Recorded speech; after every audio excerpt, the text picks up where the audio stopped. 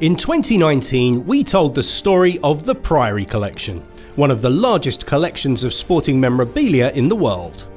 Items from some of the most iconic and historic moments in sport sit side by side, including the gloves that put Ali on the canvas, Geoff Hurst's World Cup winning shirt, and an original Olympic torch from 1936.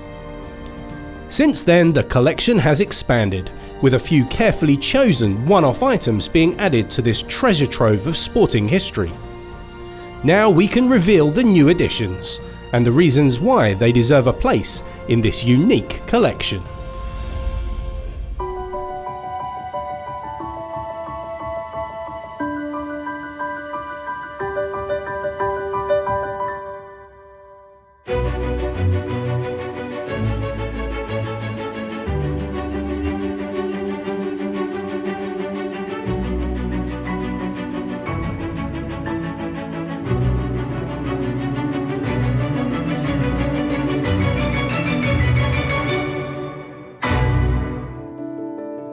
Well, the Priory Collection exists because some mad idiot started collecting 35 years ago. But when you start off, you're not saying, I'm going to build a collection. Only later on do you think, wow, this is a collection. We've just got to concentrate now on buying one-off amazing items that will stand the test of time. That's why, for me, it's so important the collection remains together, because it's iconic sporting moments, normally also in a social context as well. So it's telling you what the world was like then, it's giving you a readout of how society's developed. And I hope people can enjoy the collection for, the next 100 years. The recent evolution of the collection has been very small and very slow, because if it's an iconic item, we've probably got it. So actually, we haven't bought an awful lot because we're looking for the creme de la creme. Sporting events don't come any more iconic than the 1936 Olympics. It took place in Berlin, and for 2 weeks in August, Hitler's Nazi Party used the event to camouflage the regime's racist, militaristic intentions. Back in the first Priory Collection film, we told the story of the autograph book signed by both Jesse Owens and Joseph Goebbels, an item which holds pride of place in the Olympics collection. Since then, Nigel has acquired another fascinating item, and one that illustrates an extraordinary act of sportsmanship during one of the most dramatic eras of recent times. That was a really interesting Olympics, because it was an Olympics when Hitler wanted to demonstrate that the prowess of Germany. Lutz Long was the Aryan, blonde German long jumper who helped Jesse Owens when he was struggling in the qualifying to get the jump. Owens foul jumped twice, and Lutz had seen this. That's when he came over to Owens and reputed to have said, jump from here, not there. And Owens obviously cleared it, and then in the finals got the gold, Lutz got the silver. And then it went on to the fact that they became huge friends. Unfortunately, Lutz Long died in North Africa, obviously fighting for the German army, as he had to. But what was amazing, a letter got to Jesse Owens in America. I do not fear so much for myself, my friend Jesse. I fear for my woman who is home, and my young son Carl, who has never really known his father. My heart tells me, if I be honest with you, that this is the last letter I shall ever write. If it is so, I ask you something. Go to Germany when this war is done. Someday find my Carl and tell him about his father. Tell him, Jesse, what times were like when we were not separated by war. Your brother, Lutz. Owens went on to carry out his good friend's wishes, visiting Lutz's son in Germany on a number of occasions, never forgetting the bond that had been created during that incredible competition. To me, wow, that is just, it's tear-jerking. What an amazing story. So, silver, but it's golden.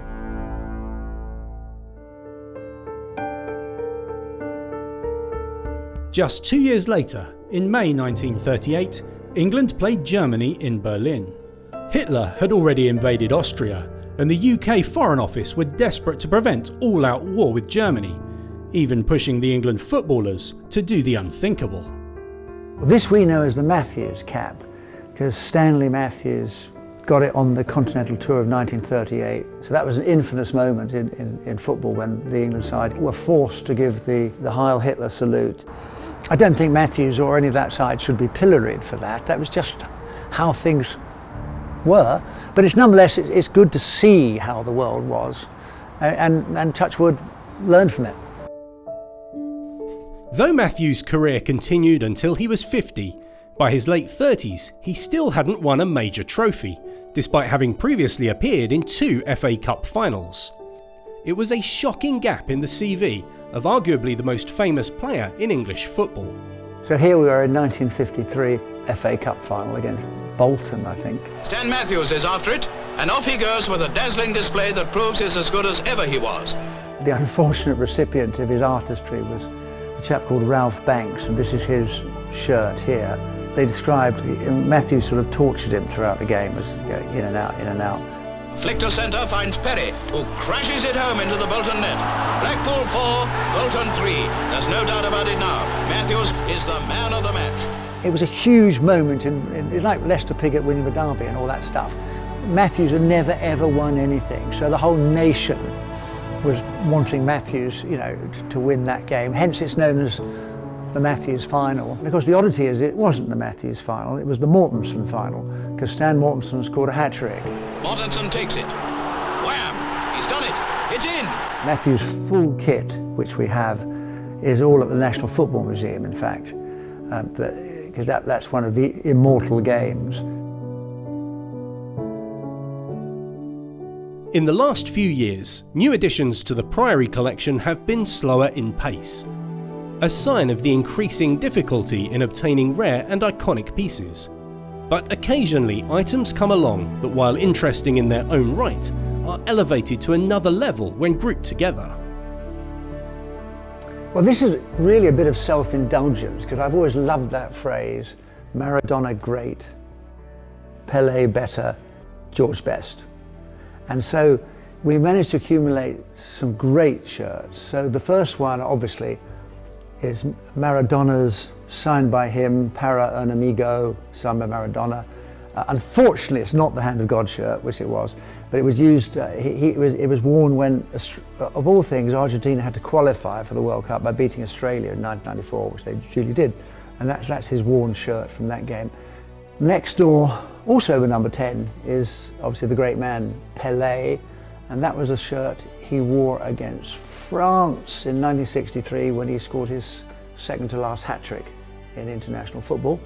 And the third one, George Best, is 6 of the best. It's when he'd been injured for a long, long time and came back against Northampton in 1970, I think, for Manchester United, and scored 6 goals, as you sort of do when you return from injury. And so that's hence Maradona great, Pelé better, George best. And that isn't the only item of Pelé's to be owned by the Priory. I regard this as the most important World Cup football medal in existence, because it was Pelé's from 1970, Brazil-Italy, but it was a phenomenal game with the greatest Brazilian side of all time, maybe the greatest side of all time, but just a great game of football.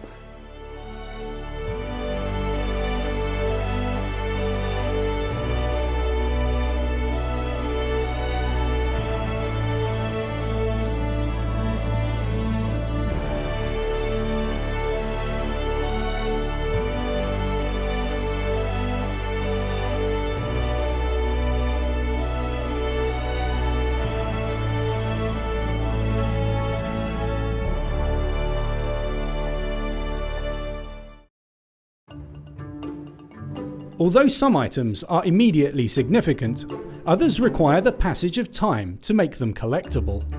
One such item is a medal that belonged to British long-distance runner Emil Voigt, who won gold for the 5-mile race at the 1908 Olympics. As far as I'm aware, he's the only guy 100 years later to still hold an Olympic record, simply because they haven't run the event again, which makes it an interesting curio of the Olympics.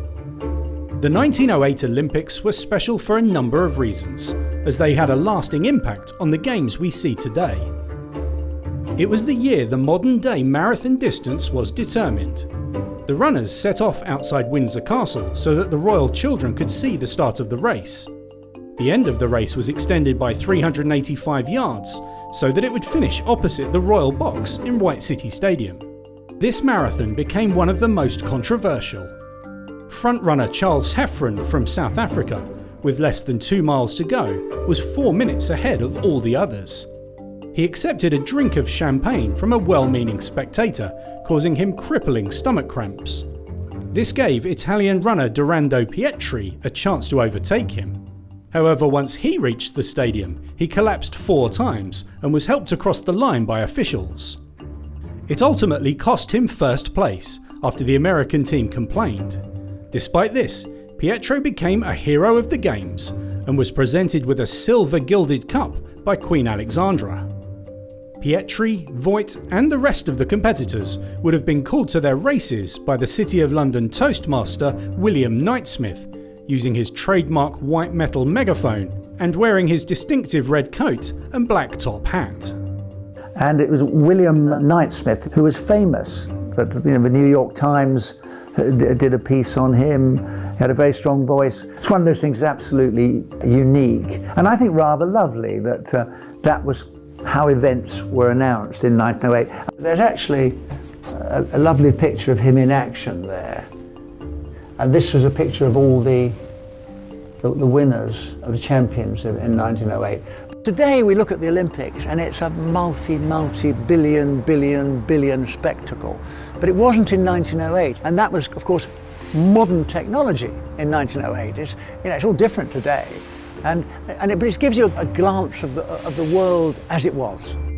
As well as Knightsmith's megaphone, torches, medals and posters play a huge part in the Priory's Olympic collection, and it features every official Olympic poster ever created, apart from one curious exception. We've got 2016 torch. We cannot for the life of us get hold of a 2016 poster. You'd think, well, if you've got 1916 or 1932, surely it should be a doddle to get 2016, but evidently no. Although primarily memorabilia, as we saw in the first film, art is also very important to the collection, with works from incredible artists ranging from Yeats and Braque to Calderon and Lowry. However, sometimes it's not the painter's artistic ability that makes a painting worth collecting. Instead, it's their other achievements. Firstly, I don't think many people knew that Muhammad Ali was a painter, naive Basquiat type artist, and because his dad, of course, was a professional painter. There's a much greater emotional attachment to memorabilia than there is to sporting art. This is a sort of bridgehead between the two, because he's one of the world's greatest sportsmen of all time. His painting, his great painting, and this, to me, is the Ali iconic painting of all time, because it's the float like a butterfly, sting like a bee, his writing on it.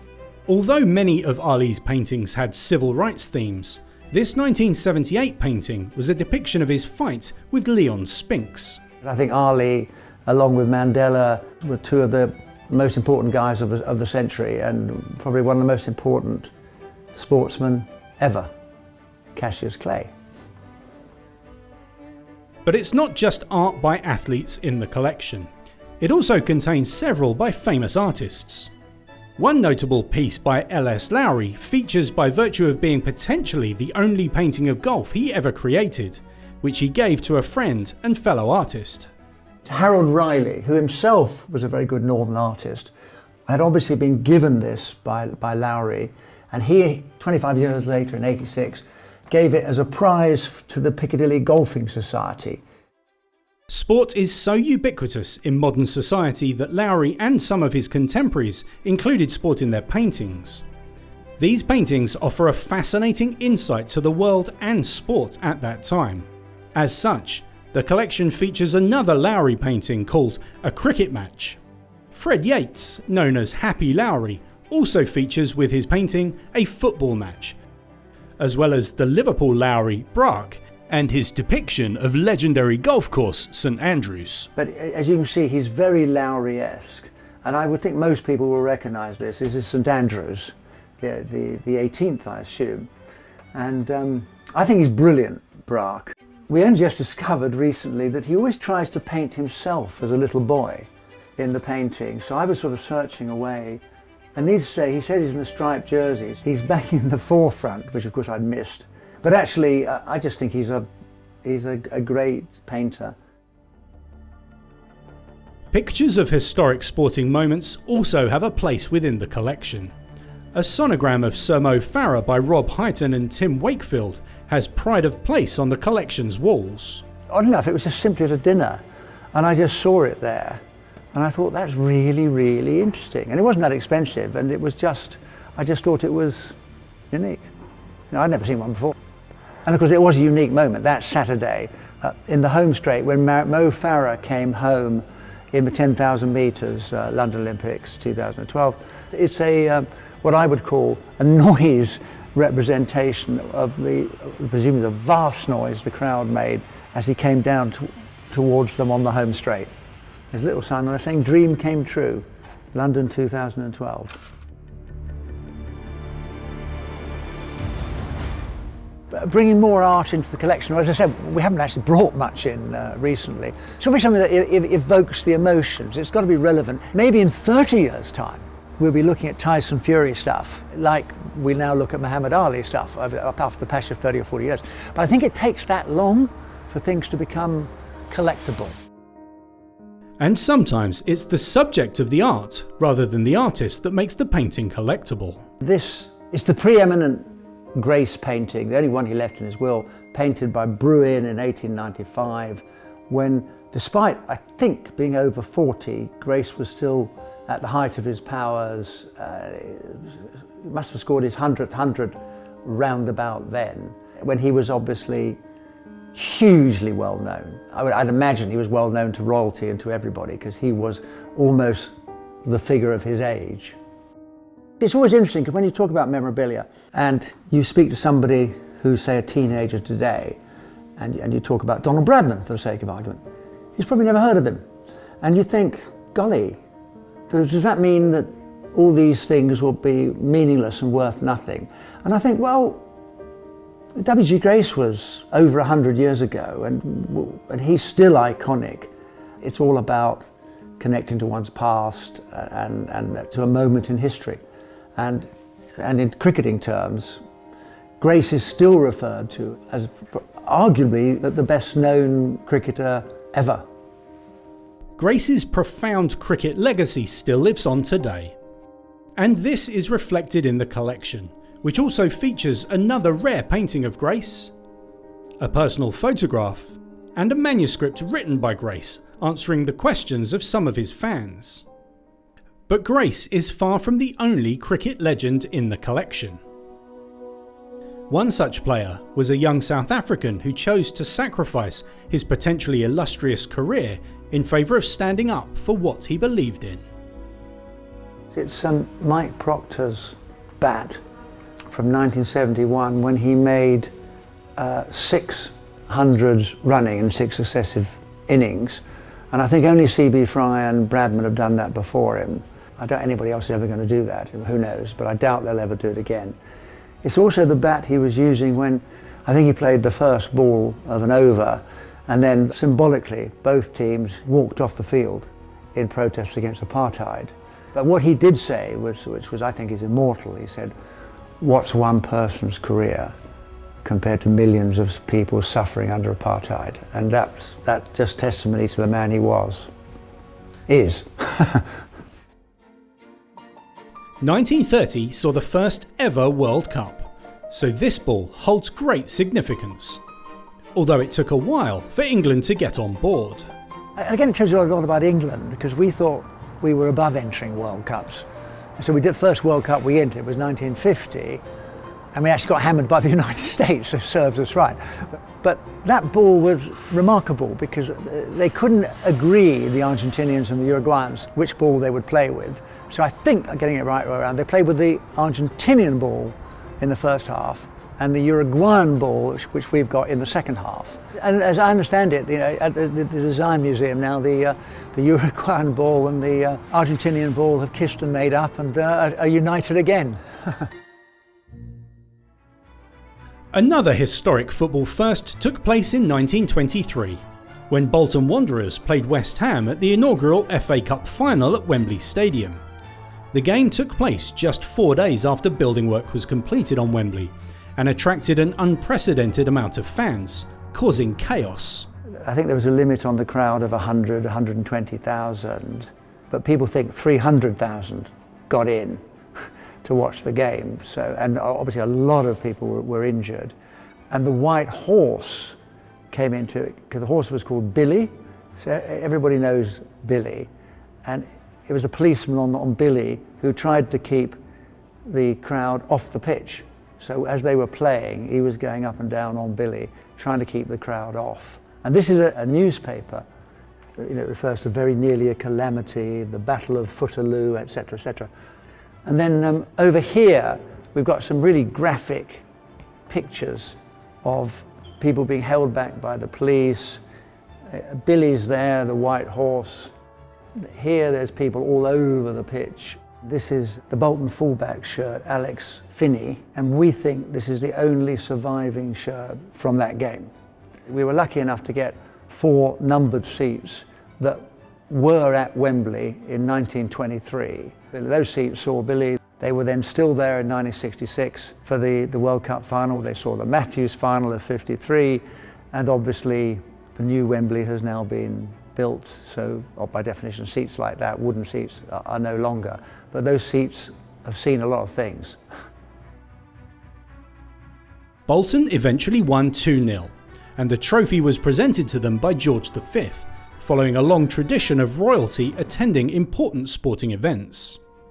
In 1948, his son George VI continued this tradition by attending the Olympics with his wife and 2 young daughters. This is it's 1948 Olympics, and it's recording what they call the Distinguished Visitors Book. So, for example, the most distinguished of a lot, obviously coming first, is George Rex, Elizabeth Rex, which is the Queen Mother. Then underneath, signed by their 2 daughters, Margaret and Elizabeth. And then there's a whole procession of important people. Turkish Ambassador, Crown Prince of Denmark, golly, Lord Mayor of London, various royal dignitaries from all around Europe, etc., etc.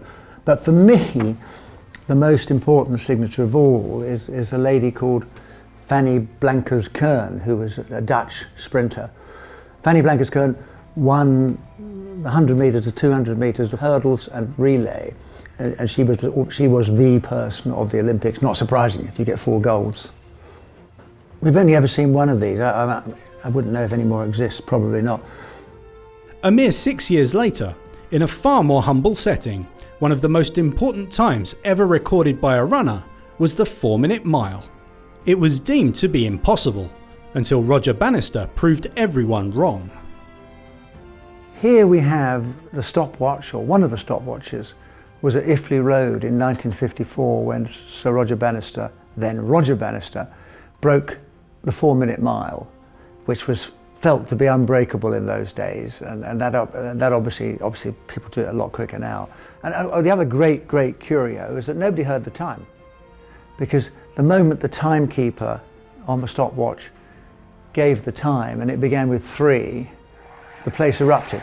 I think, was it Norris McWhirter was one of the timekeepers, of course, who founded the Guinness Book of Records, another interesting element to a great story. In a poignant twist of fate, in 2004, Norris and Roger had dinner together, where they regaled the story of Roger breaking the 4-minute mile. It was the last time they saw each other, as Norris died the next day. Every now and again, someone unearths something that shows our predecessors were as passionate about preserving sporting history as we are today. Somehow or other, in a country house, someone discovered from 1871 the fixture list, the notes, the everything of the inaugural season of the Rugby Football Union. This chap, Reg Burkitt, he represented Clapham Rovers at the bar off Piccadilly where the Rugby Football Union was formed in 1871, and they came up with rules and regulations. And this chap was the first person to score a try for England in 1871. Only one man can ever do that, and that was Reg Burkitt. But what's really important, he played for England at football, and then in 1880, he won the FA Cup final in goal for Clapham Rovers when they won the FA Cup final. So just an extraordinary story. And then he kept copious records. So this is just a book with lots of stuff in it, details of games, etc., etc. But there's many of these in the, as I say, the treasure trove. It's a historical treasure trove. I haven't personally read it all, but it's an extraordinary historical record. But then the really fascinating thing, the Harlequin shirt, which is that one, is the shirt his son, John Burkitt, wore when he scored the first ever try at Twickenham for Harlequins, I think against Richmond.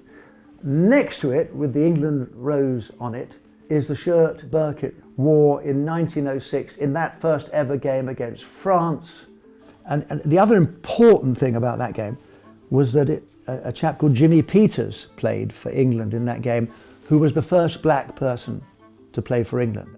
And when the Springboks toured, 1906-07, I think, they refused to play against Peters, and obviously Peters was therefore, withdrawn from the team. I can't imagine that happening these days, thank goodness. There we have an England shirt worn by Chris Ottey in 1988, and the reason that's important is that he was the first black person to play for England since Jimmy Peters in 1906. So again, that was 82-year gap, which again it is rugby, but it's actually social history, and we can all draw our own conclusions. Here we have two Jason Robinson shirts, who was the first black captain. He's the only man to have played in both Rugby World Cup finals for England, Great Britain. This is 1995 Rugby League World Cup final, when Jason played against Australia. And then this is the 2003, when England won the World Cup final for the first and only time. And he still remains, after England having been in the World Cup 4 times, lost 3 times, he remains the only man to have ever scored a try for England in a World Cup final. Jason Robinson. Again, it's just a social commentary, which I think a lot of memorabilia is about, actually. It's about where we were in society, as well as somebody having a record for doing something. There is one final item from Burkitt in the collection that is not only special for being a first, but is also undeniably unique. As far as we can determine, this is the only cap ever when the recipient had every single game that he played in, which was 7 in the case of John Burkitt for England, marked on the cap with a segment. Pretty difficult to do it today when somebody's got 100 caps, because you need either a pretty large cap or pretty tiny segments. No one knew it existed, and John Burkitt obviously did it, obviously for his own pleasure, if you like, but it's a unique item. The collection also features another historic cap, which was given to Charles Anderton in 1889 by the Maoris, who were touring the UK that year, and is one of the few surviving items from that tour.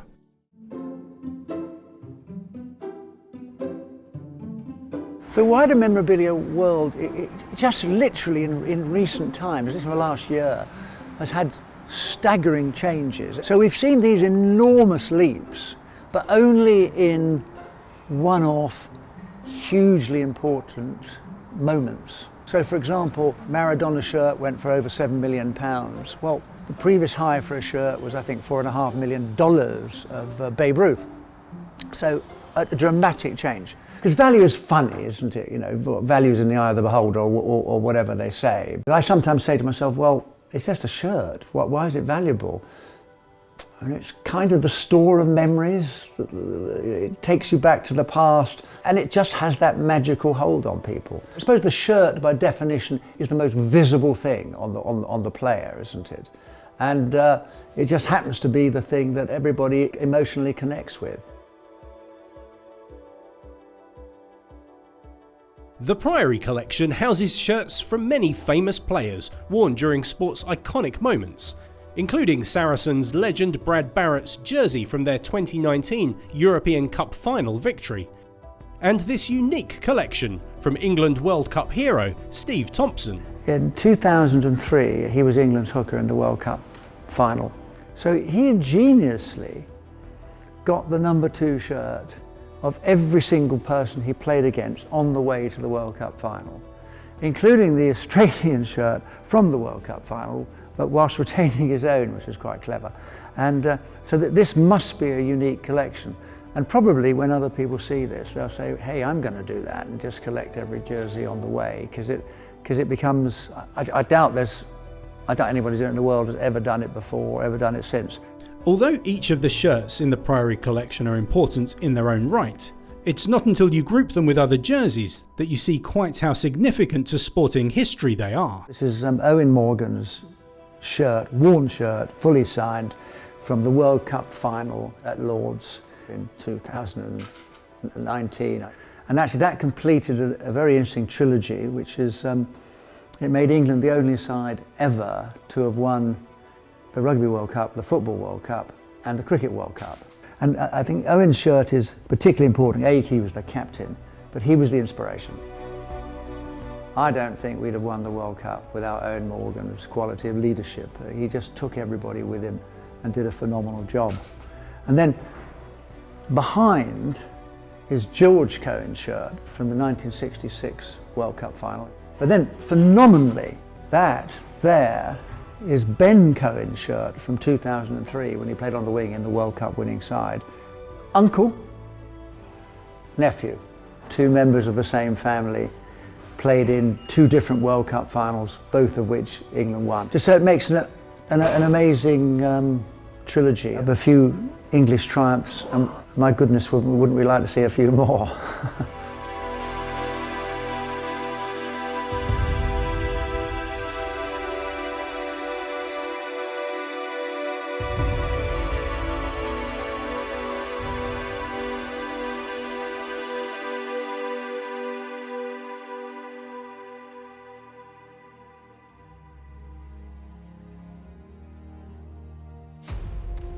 One sobering moment in British footballing history was the Munich air crash, which wiped out more than half of the Manchester United football squad in 1958. However, one survivor of this tragedy was 25-year-old Jackie Blanchflower. Well, the first one I'll do is Jackie Blanchflower, who is the least known one of the brothers. Manchester United in the side that won 56-57. The first division, there was no Premiership in those days. And of course the symbolic nature of that is that was the year before the Munich air crash that essentially wiped them out in 58. 23 people died in that plane crash, and Jackie Blanchflower survived, but he never played football again. And then this medal is quite important actually, because it's Danny Blanchflower's when Spurs became the first English side ever to win anything in Europe. It was the Cup Winners' Cup that they won in 1963. So and he was the captain, so this is obviously the most important medal. The significance of Blanchflower is, of course, he was the first double-winning captain of the century when Spurs did the double. And his shirt, his double-winning shirt, which again is the most important one, we own it, but it's of the National Football Museum. After the Munich air crash, teams from around the world offered to lend the club their players. This included Real Madrid, who offered to loan their star player, Alfredo Di Stefano, for half his wages. However, the move was blocked by the FA, as it would have taken up a place that a British player could have filled. Today we all know the European Cup, Champions Cup, as being a massive, massive event. And in fact it started in 1956. Well, the final was in 56. And this is the centre forward of Real Madrid called Alfredo Di Stefano. who played for Spain, but prior to that I think he played for Argentina as well. And this is the medal of Di Stefano from that Real Madrid win in the first ever European Cup final. He and Puskas were the great stars of that Real Madrid side. And that Real Madrid side won the first 5 European Cup finals, 5 on the road. I don't know if I can remember as a little kid, I just assumed it was their automatic right. This always happened. And over here, we have the 2 shirts of the 2 captains. And it was Real Madrid versus Reims in France. Munoz was the Real Madrid captain, and Jonquet was the Reims captain. And it was quite interesting in those days because you didn't. Today you could have 5 shirts for one game or change it at half time or whatever. Then you had 1 shirt, that was it. Well, I think they're pretty special because the European Cup final is obviously hugely special today, a massive, massive global event. And this was the first ever in 1956 that began it all. You know, so for me, Di Stefano's medals, the only one to get is the first one, because it's first.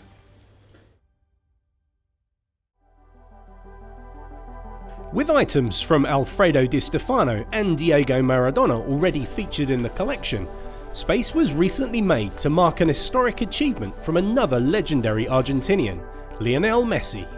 These to me are incredible, apart from the fact they're an amazing colour, and you've got to be a pretty good football player if you're going to wear boots like that. Well, they're Lionel Messi's, and they're when he scored his 644th goal for Barcelona. They're signed by him. I think they're also signed by his family as well, his wife and kids. And the emphasis is here, Barcelona, one club, going past Pelé's record of 643 for Santos. That's an amazing achievement when you think about it. But to me, if anything is unique and iconic, they are. Who on earth is going to score that many goals, let alone for one club? Memorabilia is memories which we associate with times past. I mean, true memorabilia to me, it has to be connected to a great moment. It has to be iconic, because it's the moment that counts. One such moment was, of course, England winning the World Cup in 1966. From the moment the coin was tossed into the air to the moment that Bobby Moore lifted the trophy, every inch of the game has been scrutinised by fans and pundits alike. So having a tangible piece of that historic day in the shape of the coin used to start that match is an exciting addition to the collection. Why is this penny interesting? It's important because it was the penny thrown up at the toss of the famous '66 final, England-West Germany in those days. You know, why on earth it was kept by the ref, who on earth knows? It probably went to the bottom of a cupboard somewhere and for some unknown reason stayed there. If you're asking, in terms of 1966, is there anything that one would really, really want? I think the answer is no, because, you know, how many shirts from 1966 do you want? And then suddenly something comes up you're not even aware of, and you think, wow, that's a huge store of memories. That would be fantastic to have in the collection. 11 years after that historic win, Bobby laced up his boots for one last game in British football. Well, to me, this shirt evokes an age. It's Bobby Moore's shirt from his last game in English football, which is also his 1,000th game, miraculously. What timing. This is the guy who captained England in '66, who became one of our greatest icons. Massive statue at Wembley. But of course this is a Fulham shirt, because actually he left his beloved West Ham, who had created Martin Peters, Geoff Hurst, Bobby Moore, for that '66 final. And he played his last games for Fulham, along with another colourful gentleman called George Best, who obviously we associate with Manchester United. But what was epic about it as well was here, arguably the greatest icon of English football. And there's a wonderful, wonderful picture as he goes down the tunnel at the end, all on his own, And he turns like that and just waves goodbye to English football. And it's one of the great images of a massive, massive moment, and hugely symbolic. And then of course there's that other wonderful, wonderful image of him and Pelé in 1970 when they embrace and they're both holding each other's shirts. And again, if you think of great photographs of this world, you probably think of Marilyn Monroe or Princess Diana. But if in sporting sense, you'd think of those two shots of Moore and Pelé and Moore waving goodbye. What wonderful moments.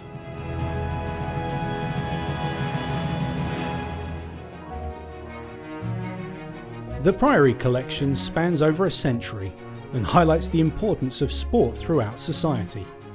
It turns the ordinary into the extraordinary as records are broken and prejudices set aside.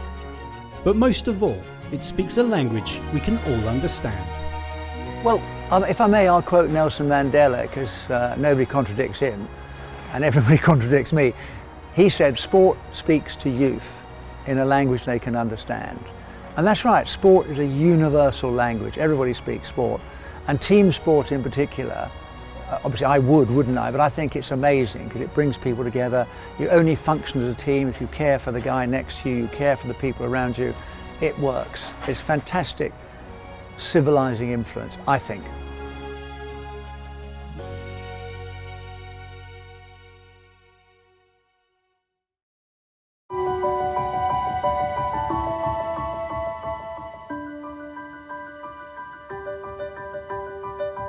Where else can people see the collection?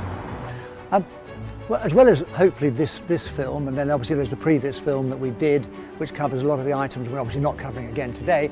But in addition, there's a coffee table book with some beautiful photography, covering the whole collection, and it will be able to be purchased. Probably the best, simplest place is the Saracens shop at the StoneX Stadium, which you can obviously do that online as well. You don't have to come here.